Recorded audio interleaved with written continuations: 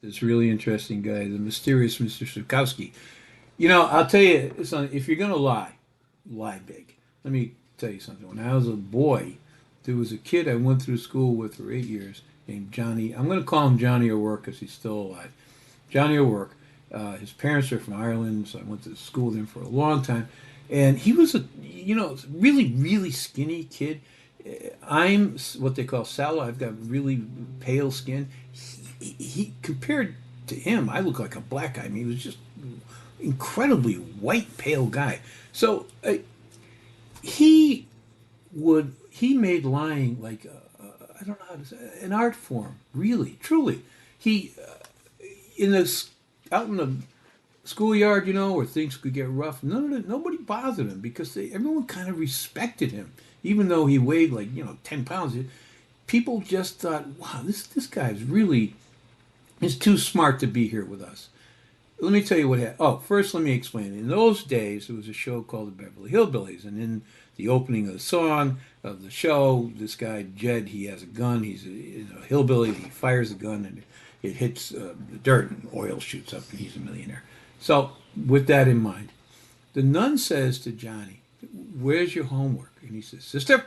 He stood up, right, like a lawyer. He had one hand on the desk, the other hand on his hip, and he says, "Sister." And he's pointing a finger at the nun. I can't believe he's doing it. And he said, "Sister, last night I had finished my homework. My parents said, sister, it was the finest homework they had ever seen."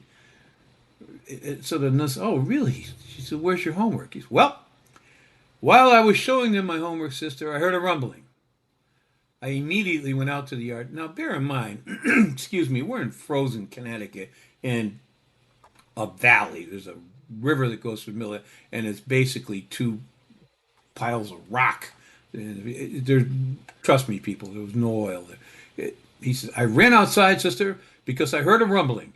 I immediately picked up the rock because I heard that's where the rumbling was coming from. And sister, oil shot out from the ground." And the nun said, "Really, Johnny? What kind of oil was it there, Johnny?" He said, "Sister, it was Esso oil." So the nun said, "Well, that's wow. But John, where's your homework?" He said, "Sister," he hung his head down. I mean, he almost brought a tear to your eye. He was so good at this. He said, "Sister, the oil ruined my homework." But then he said, "I'm willing to bring it to the convent on Sunday," when, of course, the nuns are all locked up. You couldn't go there on Sunday, "and give it to you." And the nun was forced to say, "No, just forget about it at this point." What happened to John? Well, years and years later, he became the first selectman of this little town next to my town. And someone did an audit, as they do, and they said, "We're missing $50,000. This is about 20 years ago, and that, for a little town, that's a lot of money." And John was outraged. He said, "My God, I'm outraged. I'm going to investigate this myself." Of course, he's the guy everyone thinks did it, so he's going to investigate himself to find out where the money went. And he did. And he came back a while later. He said he had the money, he had the books about the money in a safe. Why you would put the town books, public books, in a safe, only he would know. And somehow these extremely intelligent, apparently, mice broke into the safe, I guess. And they ate the book with the number. They ate it. And so he unfortunately could not explain, show you where the money was. But anyway, he fled to Florida. He got away with it. In the end, he got away with it. If you're going to lie, lie big. So let me tell you about this guy, Mr. Sycowski. 1934, this very dapper fella named Abraham, sometimes he called himself Alex. Sycowski shows up at the Polish border. He claims he's a returning Pole from the United States. And the Poles said, "Well, that's fine, but you can't come in. You have no passport. You don't even have identification." So they held him, and they learned that he had, in fact, lived in Montreal under the name Alexander Navarro Fernandez. Sometimes it's Carlos Lados. And he was from Spain, he said. Occasionally, he insisted that the staff of the Mount Royal Hotel where he was staying in Montreal referred to him as Count Navarro, because he told them, of course, he was a cousin to the late King Alfonso of Spain. Why not? He also made it a habit of showing people these cigar boxes. Nobody knew if they were all filled, but he said they were cigar boxes that he said were filled with $1,000 bills. No one ever saw the bills, but that's what he said. Many people suspect at this point that he's a fibber, but one dummy goes to this count and he says, "Can you lend, since you got all this money in cigar boxes, can you lend me some money?" How that ended up was the guy ended up paying the fake count $1,500, lending him $1,500, if you can believe this. So a lot of people, though, believed him because he said that he had 10 million stashed away in safe boxes all over the United States. That he had fronted money when he was a gangster for Al Capone and Legs Diamond. Well, of course, Diamond's dead by that point. I think Capone is probably on his way to jail, but he's got a solemn duty to protect this money. And unfortunately, if he were to go back in, he'd have to go from state to state to state to all these different banks to get the money. Gangsters would follow him and kill him and take the money. So people actually bought into this, and they said, "My God, well, let me lend you some money and tide you over until you can get in there." And he said, "Well, great." And they gave him a lot of money, and he vanished, and he ended up in Venezuela. And the Venezuelans tossed him out of the country once again. He has no identity. He goes to the Dutch West Indies, and they said, "No, get out. He has no identity. He has no passport." In 1940, he returns to Canada. Now, Canada was part of the British Commonwealth. I think they were a nation by then, but they were part of the Commonwealth, and they had declared war on Nazi Germany, like the British, and so they're at war, and they promptly arrest this guy, Sycowski, as a Nazi spy. Apparently they roughed him up pretty good from what I read, and they literally ripped apart his luggage and all of his clothes, looking for any kind of evidence of any crime they could fit to anything. They couldn't, nor could they prove he was a spy, but there were internment camps, like not POW camps, but close, one step down, all over Canada, but they were way the hell in the woods, and they put him in an internment camp, middle of nowhere, but of course, he disappeared from there. No surprise there. He ends up flying to Miami 3 years later, and he's arrested by the FBI. I don't know where he was for those 3 years, but he's arrested by the FBI on a warrant. There's this Washington, D.C. lawyer who apparently was not a very bright man named M.O. Dunning, had advanced the supposed count, Sycowski, $125,000 to get into the U.S. so he could go find the mobster money all over the banks. And this guy Dunning, I don't know whether he was mentally challenged, but he went out and he borrowed collateral from Sigmund Jonas, who was the president of Colonial Airlines, which flew back and forth to Montreal, in return to getting this $125,000. Remember now, that's a lot of cash in 1940. I've forgotten the year, but 40-something. It's a lot of money. That Dunning thinks he's going to get 10% of the gangster money hidden in various bank accounts. Of course, what happened there was, anyway, somehow, remarkably, Sycowski ends up once again at the Polish border, but the Poles gave him the bum's rush. They said, "This is insane." So he went to Paris. He snuck in via the Swiss border. He would do that again years later, where the police reported he had set up an opium morphine trade ring. They were going to close him, but he fled with 37 suits and 40 pairs of shoes to Austria. And he ends up, before he could be arrested on orders from the French for running this opium thing, the Austrians did lock him up because he entered the country on a fake passport. And while he's there, he spreads this story once again that in the U.S. he was called Kid Tiger. And he was a big-time bootlegger in Chicago with distilleries all over Canada. Why? I mean, everyone else had their distilleries mostly just in Cook County, but I guess he was special. And he had his in Canada. And he and Al Capone were just tight. They were incredibly close. Him and Jack Legs Diamond. By the way, Jack Legs Diamond was, people think he was a bootlegger. He was mostly a dope dealer. Went back and forth to Europe cutting dope deals. Anyway, him and Diamond were just pals. And, of course, Diamond gets killed.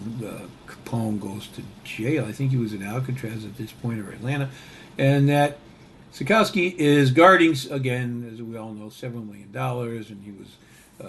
But he said he had deposited the money. He had smart enough to get it out of the American banks and put it in a bank in Amsterdam. Just to add a little topping on the story, he says, by the way, Bugsy Siegel is my half brother. So another rumor that he started was that he had financial connections to Mussolini's fascist party, and that he was personally had so much money he was underwriting the dictator's war in Ethiopia and Africa. They had invaded there. How he did this is amazing. He hired some Italian guy to come to the jail and speak to him in Italian. And nobody there spoke Italian. Well, Sycowski didn't speak Italian either, but what does it matter? He just went, see. And the guy leaves, so he says, you know who that was? That was Mussolini's guy. They want more money. They're constantly taking advantage of it. I just don't know what. Anyway, so for a man, by the way, who had no income, he did have money. The border guards found a lot of expensive jewelry buried in pockets in his suitcase, and about $16,000 worth of Swiss francs, again, buried in his luggage. The little that is actually known about Sycowski is he was born in Wieloglen, Poland, on July 13th, 1892, the son of a Jewish feldspar. I don't know what that is. I'll have to look it up. The family moved to Chicago legally. He said that he jumped on a boat as a boy and ended up in America. They came legally in 1898. I checked. And he did have arrests in New York and Chicago and L.A. Booze related. He was a small-time smuggler, booze smuggler. All that was very interesting, but the Austrians, they locked him up for 7 months. They kept him for 7 months. Then they booted him out of the country and put him on the Romanian border for some reason. The Romanians said no, they don't want him. They didn't let him in. He managed to sneak into France again, guess what, through Switzerland, lived in Paris for a while, and then they deported him to Gdansk. I think that's how it's pronounced, Poland. This time, he told the Polish authorities, you guys need to start treating me better because I am actually Prince Alexei Romanov, the same Alexei Romanov, the little boy who was murdered by the Bolsheviks in 1918. I don't know how that went. But anyway, at that point, the war is on and he disappears. And newspapers reported that he was Jewish, probably picked up by the Nazis and murdered. But in 1953, the London Telegraph reports that Sycowski was arrested at the French border trying to, yes, you guessed, sneak into France by, yes, Switzerland. They identified him from his fingerprints. This time he was nice enough to bring a passport with him. It was an Argentine passport in the name of his pal, Fernandez Navarro. Remember him? This time he says he's from Vigo, Spain, and that he makes his living as an international gambler. You have to have a job to get into these countries. You can't say I don't have a job. And he says he's an international gambler. Not only that, he says he's a really close pal of Egypt's recently deposed king, Farouk, who was then in exile in Paris. And Sycowski says, I'm on my way to the king's house now. So I guess the guards, for lack of anything else to do, said, well, why? And he said, well, because I spent 1952 in Caen, which he did. So a fact is, while he was in Caen, he lost $82,000 in pounds sterling gambling at the tables. But he says he's going to see Farouk because Farouk still owed him around 15,000 pounds from a $40,000 baccarat game, and he was just going to collect the money. You know how these royals are. The reason they spotted him, by the way, this guy, he's traveling over the border in a chauffeur-driven American car. Even today, cars in Europe are generally small, but trust me, in the 40s, whatever, they were really small. And this guy's driving a big-ass American gas guzzler across the Alps. So the French didn't arrest him because basically they didn't want him there. They just, let's get rid of this guy. So they turned him over to the Swiss, and they said, no. The Swiss wouldn't even take him. The French sent out a dozen requests for any nation to extradite this guy. No one took up on the offer. I don't know what happened to Sycowski. I did check Ancestry and a lot of other places. I think whatever happened to him, he probably landed on his feet.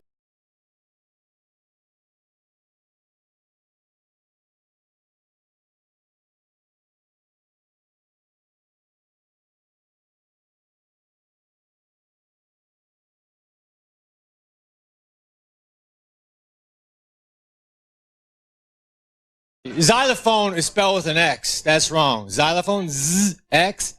I don't see it. It should be a Z up front, you know? Next time you have to spell xylophone, use a Z. And if someone says, hey, that's wrong, say, no, it ain't. If you think that's wrong, you need to have your head Z-rayed. Yeah, it's like... Yeah. It's like X wasn't given enough to do, so they had to promise it more. Okay, you won't start a lot of words, but we will give you a co-starring role in Tic-Tac-Toe. And you will be equated with hugs and kisses.